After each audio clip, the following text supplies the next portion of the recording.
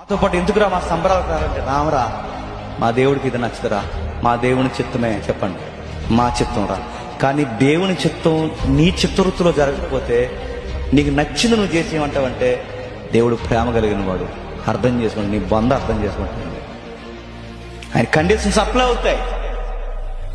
దేవుడికి నచ్చినవి కొన్ని ఉంటాయి. లోకంలో ఉండొద్దు అంటాడు, వంటంతే వెళ్ళొద్దు అంటాడు, వెళ్ళకంతే కలొద్దు అంటాడు, కలకంతే. ఒకటా రెండా బైబిల్ లోకాన్ని గురించి ఎన్నిసార్లు ఎలిబ్రేట్ చేస్తుంది. లోకము చెడ్డది, దానికి దేవుడు నచ్చడు, ఈ లోకము ఆరాధించే దైవం నిజ దేవుడు కాదు, ఈ లోకం యొక్క దైవం సాతానుగాడే. ఆ సాతానుగాడు ఈ జనాల్ని మబ్బు పెట్టాడు. అలాంటి లోకం నీకు ఎలా నచ్చుతుంది? నీ చిత్తవృత్తి ఎంతసేపు ఆలోచించినా, నీ మైండ్ ఎంతసేపు ఆలోచించినా ఆ లోకం నుండి ఆలోచిస్తున్నావు కనుక పర్లేదనిపిస్తుంది.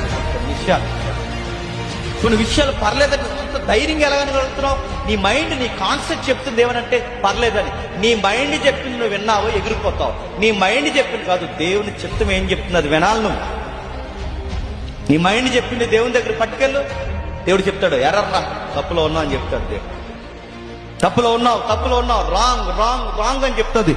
మరి ఇది పర్లేదు కదా, ఎవడు చెప్పాడు పర్లేదని?